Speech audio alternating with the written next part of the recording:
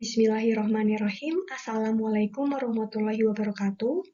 Perkenalkan, nama saya Nur Syifa Safira, mahasiswi Magister Sains Akuntansi Universitas Gadjah Mada dengan NIM 437105. Video ini dibuat untuk memenuhi prasyarat ujian proposal tesis. Sebelumnya, yang saya hormati, Bapak Profesor Mahfud Solihin, Master of Accounting PhD AKCA selaku dosen pembimbing saya. Yang saya hormati Bapak atau Ibu dosen penguji ujian proposal tesis dan teman-teman semua. Proposal yang saya ajukan berjudul Pengaruh Kepemilikan Manajerial, Ukuran Dewan Komisaris, Umur Perusahaan dan Leverage terhadap nilai perusahaan dengan Sustainable Development Goals atau SDGs sebagai variabel pemediasi. Adapun pokok bahasan dalam presentasi saya kali ini yaitu yang pertama pendahuluan, yang kedua landasan teori dan tinjauan pustaka, serta yang ketiga adalah metode penelitian. Masuk ke bagian pendahuluan. Perusahaan yang tumbuh di era globalisasi dituntut untuk dapat bersaing di dalam dunia bisnis. Fenomena persaingan bisnis yang semakin ketat ini mengharuskan perusahaan untuk dapat terus meningkatkan kinerjanya agar tujuan yang ditargetkan dapat tercapai. Willard 2018 dalam penelitiannya menyatakan bahwa salah satu tujuan utama dari perusahaan adalah memaksimalkan nilai perusahaan agar dapat mensejahterakan para pemegang saham. Menurut Kamaliah 2020, nilai perusahaan dapat diartikan sebagai persepsi atau gambaran investor terhadap tingkat keberhasilan perusahaan yang mana hal ini erat kaitannya dengan harga saham. Terkait dengan usaha untuk meningkatkan nilai perusahaan, ada beberapa faktor yang diyakini dapat mempengaruhi nilai perusahaan, di mana faktor-faktor ini haruslah mendapatkan perhatian khusus oleh perusahaan. Tidak sedikit penelitian di masa lampau yang telah melakukan penelitian mengenai faktor-faktor apa sajakah yang dapat mempengaruhi nilai perusahaan. Menurut penelitian terdahulu, faktor-faktor yang dapat mempengaruhi nilai perusahaan antara lain yang pertama, kepemilikan manajerial. Yang kedua, ukuran dewan komisaris. Yang ketiga, umur perusahaan. Serta yang keempat adalah leverage. Namun, dari banyaknya penelitian terdahulu yang telah melakukan penelitian mengenai faktor-faktor yang mempengaruhi nilai perusahaan, nyatanya masih ditemukan adanya inkonsistensi hasil penelitian, seperti contohnya pada variabel kepemilikan manajerial. Kamartin 2014 dalam penelitiannya menyatakan bahwa kepemilikan manajerial berpengaruh secara positif terhadap nilai perusahaan. Namun hasil yang berbeda didapatkan oleh Berger, Dovlat Bekova, dan Abula pada tahun 2017, di mana pada penelitiannya menyatakan bahwa kepemilikan manajerial tidak berpengaruh terhadap nilai perusahaan. Inkonsistensi hasil penelitian juga ditemukan pada variabel lain, seperti pada variabel ukuran dewan komisaris, umur perusahaan, serta leverage. Untuk detail perbedaan hasil penelitian bisa langsung dilihat di slide. Kembali membahas terkait peningkatan nilai perusahaan sebagai tujuan yang harus dicapai. Dalam prosesnya, untuk meraih tujuan tersebut, perusahaan akan terus berusaha untuk meningkatkan citranya di mata publik. Karena seperti yang telah saya jelaskan sebelumnya, nilai perusahaan dipandang sebagai persepsi atau gambaran investor terhadap kinerja perusahaan, yang mana erat kaitannya dengan harga saham. Maka dari itu, bagaimana investor memandang perusahaan menjadi sesuatu yang penting untuk perusahaan pahami. Dapat dikatakan bahwa dengan adanya pengungkapan tanggung jawab sosial ataupun pengungkapan SDGs dapat meningkatkan citra perusahaan dan juga dapat memberikan sinyal positif kepada investor dan pemangku kepentingan lain bahwa perusahaan telah bertanggung jawab baik dalam bidang sosial, ekonomi maupun lingkungan. SDGs sendiri merupakan agenda pembangunan berkelanjutan global. Pembangunan berkelanjutan secara sederhana dapat diartikan sebagai pendekatan pembangunan untuk taraf hidup yang lebih baik di masa kini dan di masa mendatang. SDGs mencakup 17 tujuan yang mulai berlaku pada tahun 2016 sampai 2030 dan didasarkan pada 3 pilar utama, yaitu sosial, ekonomi, dan lingkungan yang diwujudkan dalam bentuk rencana aksi untuk manusia, bumi, kemakmuran, dan perdamaian dunia. Indonesia sendiri telah mengarusutamakan SDGs di dalam berbagai dokumen perencanaan pembangunan, di mana bagi Indonesia menjalankan SDGs sekaligus menjalankan pembangunan nasional. Presiden Republik Indonesia telah menerbitkan Peraturan Presiden Nomor 59 Tahun 2017 tentang pelaksanaan pencapaian tujuan pembangunan berkelanjutan, di mana dalam Perpres itu mengamanatkan seluruh kementerian lembaga, pemerintah provinsi, kabupaten, kota, dan pemangku kepentingan lain untuk dapat mengimplementasikan target-target SDGs melalui rencana aksi nasional ataupun rencana aksi daerah yang telah ditetapkan. Selain itu, Otoritas Jasa Keuangan juga telah menerbitkan Peraturan Nomor 51 Tahun 2017 yang mewajibkan seluruh lembaga jasa keuangan, emiten, dan perusahaan publik untuk dapat menerapkan keuangan berkelanjutan di dalam setiap kegiatan usahanya. Namun, pentingnya SDGs untuk dilakukan penelitian nyatanya tidak berbanding lurus dengan jumlah jurnal yang tersedia. Saat ini, SDGs dapat dikatakan sebagai sesuatu yang baru. Oleh karenanya, masih sedikit jurnal yang meneliti tentang SDGs ini. Seperti dinyatakan oleh pernyataan dari Babington dan Unnerman pada tahun 2020 yang menyatakan bahwa jurnal penelitian akuntansi terkait SDGs masih tergolong sedikit. Oleh karenanya, PC et al. 2020 dan penelitiannya menyarankan untuk penelitian selanjutnya untuk dapat berkontribusi meneliti mengenai karakteristik apa saja yang dapat mempengaruhi pelaporan SDGs di negara lain. Oleh karena alasan itulah, SDGs dipilih sebagai variabel pemediasi di dalam penelitian ini. Berdasarkan latar belakang yang telah diuraikan, maka pertanyaan penelitian adalah sebagai berikut. Apakah kepemilikan manajerial, ukuran Dewan Komisaris, umur perusahaan, leverage, dan SDGs berpengaruh positif terhadap nilai perusahaan? Selanjutnya, apakah SDGs memediasi hubungan antara kepemilikan manajerial, ukuran Dewan Komisaris, umur perusahaan, dan leverage terhadap nilai perusahaan? Adapun manfaat yang diharapkan dari penelitian ini adalah yang pertama, diharapkan dapat memberikan wawasan secara teoritis untuk pengembangan ilmu di bidang akuntansi dan manajemen keuangan mengenai kepemilikan manajerial, ukuran Dewan Komisaris, umur perusahaan, leverage, dan SDGs, serta pengaruhnya terhadap nilai perusahaan. Sepengetahuan peneliti, belum ada penelitian serupa terkait variabel-variabel ini sebelumnya. Oleh karena itu, penelitian ini diharapkan dapat menjadi tambahan literatur untuk kesenjangan informasi terkait implementasi SDGs pada perusahaan publik di Indonesia.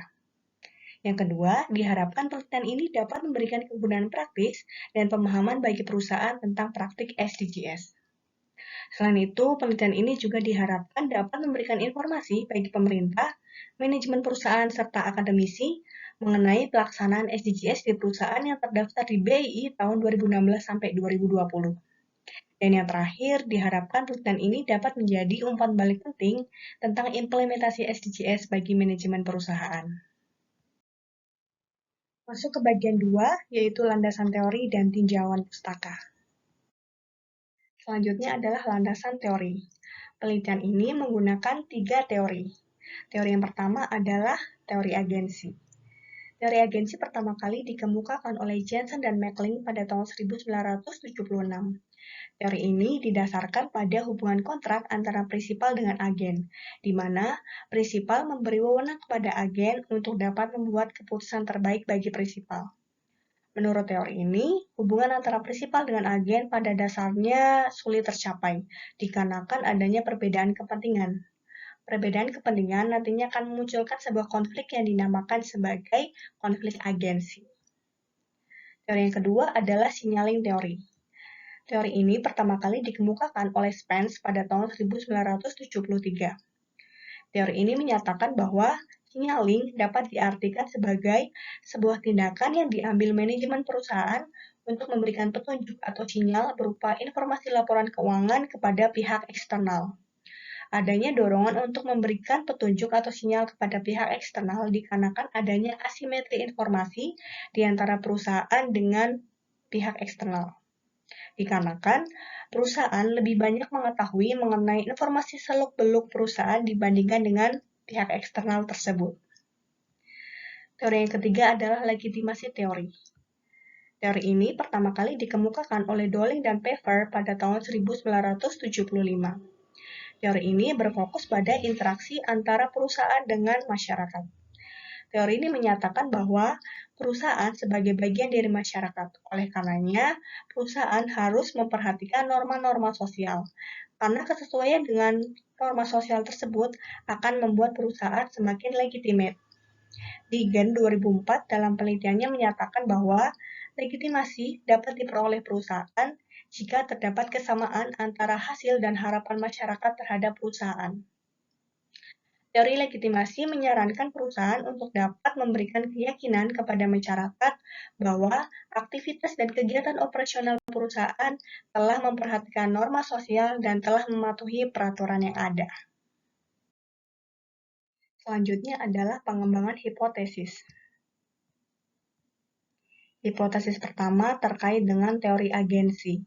Seperti yang telah saya jelaskan sebelumnya, bahwa adanya perbedaan kepentingan di antara prinsipal dengan agen akan memunculkan sebuah konflik yang dinamakan sebagai konflik agensi. Oleh karena itu, sesuai dengan teori agensi, salah satu cara untuk dapat menanggulangi konflik kepentingan tersebut adalah dengan menggunakan kepemilikan manajerial.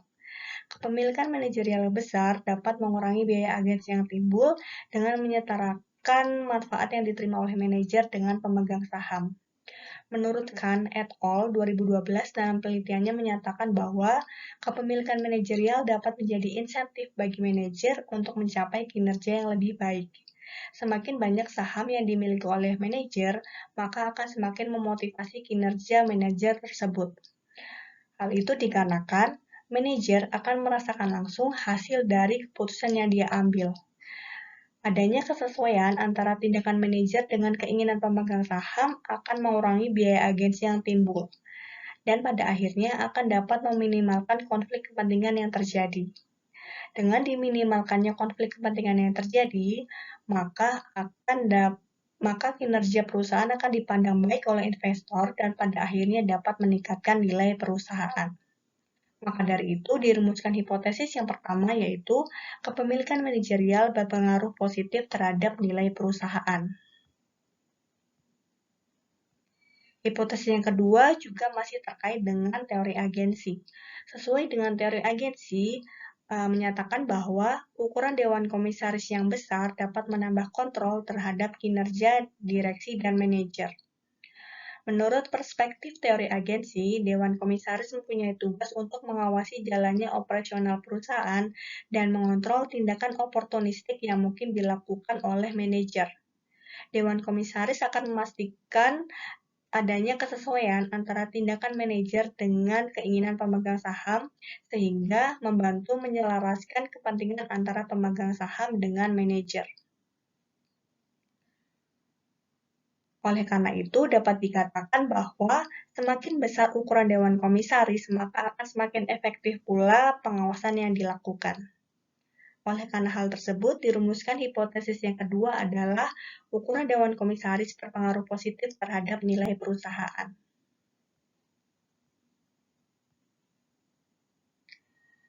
Hipotesis yang ketiga terkait dengan umur perusahaan. Savitri 2013 dalam penelitiannya menyatakan bahwa umur perusahaan menjadi salah satu aspek yang dipertimbangkan oleh investor sebelum menanamkan modalnya.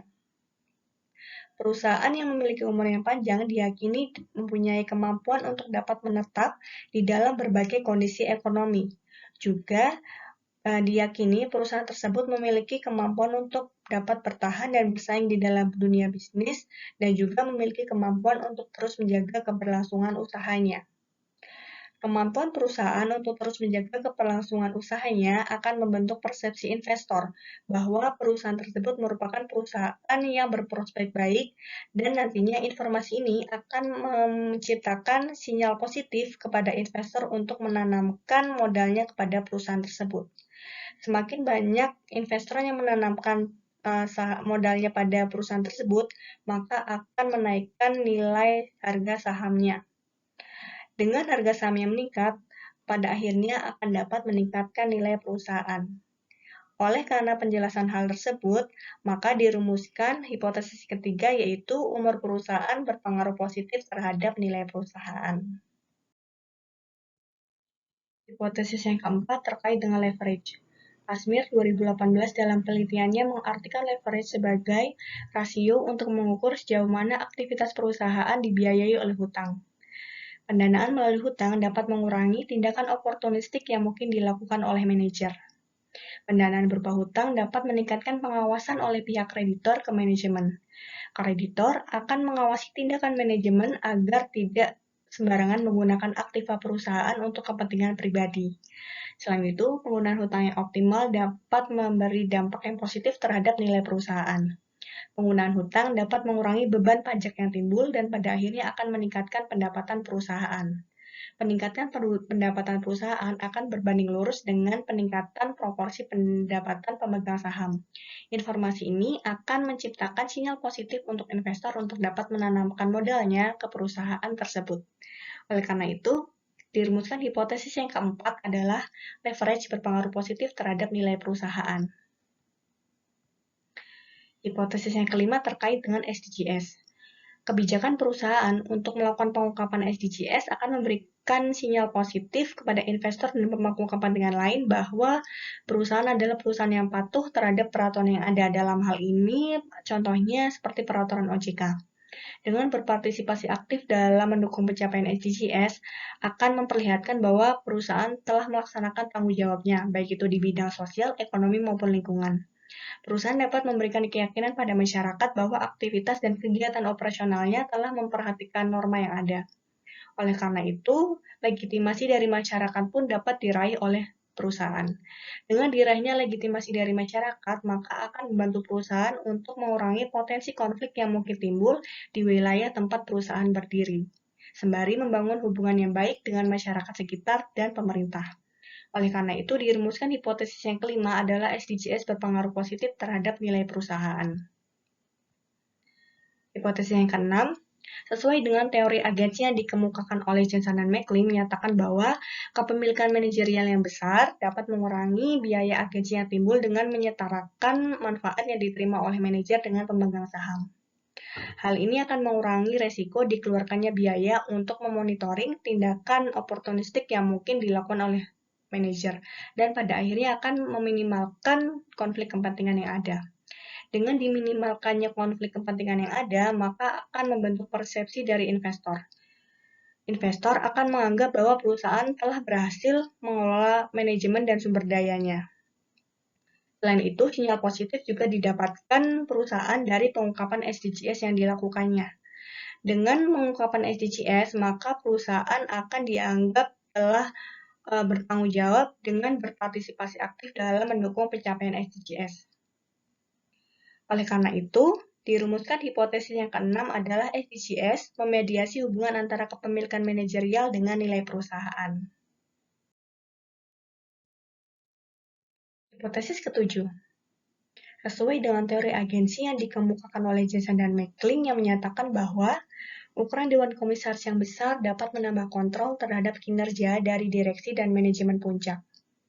Oleh investor akan didapatkan sinyal positif bahwa perusahaan tersebut telah berhasil dalam mengontrol dan mengarahkan direksi dan manajemennya untuk tidak bertindak oportunistik dan bertindak sesuai dengan tujuan organisasi.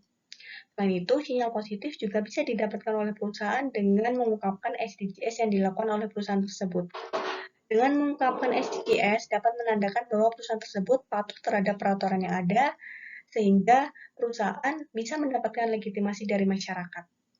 Oleh karena hal tersebut, dirumuskan hipotesis yang ketujuh yaitu SDGs memediasi hubungan antara ukuran Dewan Komisaris dengan nilai perusahaan. Hipotesis yang kedelapan. Aksoy et al. 2020 dalam penelitiannya mengartikan umur perusahaan sebagai umur sejak berdirinya perusahaan hingga saat perusahaan tersebut masih menjalankan kegiatan operasionalnya.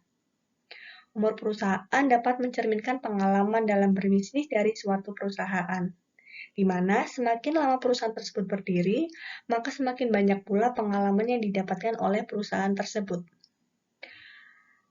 Lamanya perusahaan berdiri juga dapat menandakan bahwa perusahaan tersebut memiliki kemampuan untuk dapat bertahan dan bersaing di dalam dunia usaha, serta menandakan bahwa perusahaan tersebut memiliki kemampuan untuk terus menjaga keberlangsungan usahanya. Kematangan dan kemampuan untuk terus menjaga keberlangsungan usahanya ini akan membentuk persepsi investor bahwa perusahaan tersebut merupakan perusahaan yang memiliki prospek yang baik, dan hal ini akan dapat menarik minat investor untuk dapat menanamkan modalnya. Selain itu, sinyal positif juga bisa didapatkan perusahaan dari adanya pengungkapan SDGs, di mana dengan pengungkapan SDGs akan menandakan bahwa perusahaan tersebut berpartisipasi aktif dalam mendukung pencapaian SDGs. Oleh karena itu, dirumuskan hipotesis yang ke-8, yaitu SDGs memediasi hubungan antara umur perusahaan dengan nilai perusahaan. Hipotesis ke-9. Kashmir 2018 dan penelitiannya menyatakan bahwa penggunaan hutang yang optimal dapat memberikan dampak yang positif terhadap nilai perusahaan. Penggunaan hutang dapat mengurangi beban pajak yang timbul dan pada akhirnya dapat meningkatkan pendapatan perusahaan. Peningkatan pendapatan perusahaan akan berbanding lurus dengan peningkatan pendapatan dari para pemegang saham, yang mana hal ini akan menciptakan sinyal positif untuk investor bahwa perusahaan tersebut merupakan perusahaan yang berkualitas, sehingga dapat menarik minat investor untuk dapat menanamkan modalnya pada perusahaan tersebut. Selain itu, teori agensi juga menyatakan bahwa perusahaan dengan rasio leverage yang lebih tinggi akan mengungkapkan lebih banyak informasi untuk mengurangi keraguan dari para kreditor. Perusahaan akan meyakinkan para kreditor bahwa para kreditor tersebut akan mendapatkan kembali investasinya secara wajar, tepat, dan seefisien mungkin. Selain itu, sinyal positif juga bisa didapatkan perusahaan dari adanya pengungkapan SDGs, di mana dengan pengungkapan SDGs akan mengindikasikan bahwa perusahaan tersebut patuh terhadap peraturan yang ada, bertanggung jawab secara sosial, ekonomi, dan lingkungan, serta telah berpartisipasi aktif dalam mendukung pencapaian SDGs. Oleh karena itu, dirumuskan hipotesis yang ke-9 adalah SDGs memediasi hubungan antara leverage dengan nilai perusahaan. Masuk ke bagian 3, metode penelitian. Penelitian ini menggunakan pendekatan kuantitatif. Untuk populasi penelitian adalah seluruh perusahaan yang terdaftar di Bursa Efek Indonesia selama tahun 2016 sampai 2020. Hal ini didasarkan dari adanya ketersediaan dan kemudahan akses data perusahaan seperti akses pada laporan keuangan tahunan dan laporan keberlanjutan pada perusahaan publik. Sampel dipilih menggunakan metode purposive sampling dengan kriteria yang pertama, perusahaan yang terdaftar di Bursa Efek Indonesia selama tahun 2016 sampai 2020. Yang kedua, perusahaan yang menerbitkan laporan tahunan yang sudah diaudit secara lengkap selama tahun 2016 sampai 2020. Yang ketiga, perusahaan yang menerbitkan laporan keberlanjutan secara lengkap selama tahun 2016 sampai 2020. Dan yang keempat, perusahaan yang menggunakan mata uang rupiah dalam laporan keuangan tahunan.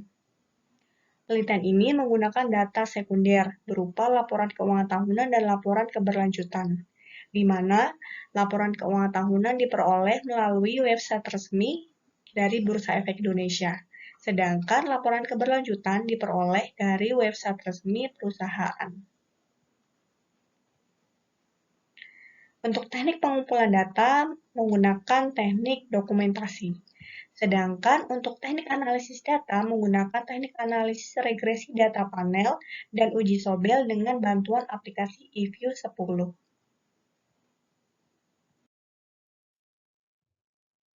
Sekian presentasi proposal dari saya, kurang lebihnya mohon maaf. Atas perhatiannya saya ucapkan terima kasih. Wassalamualaikum warahmatullahi wabarakatuh.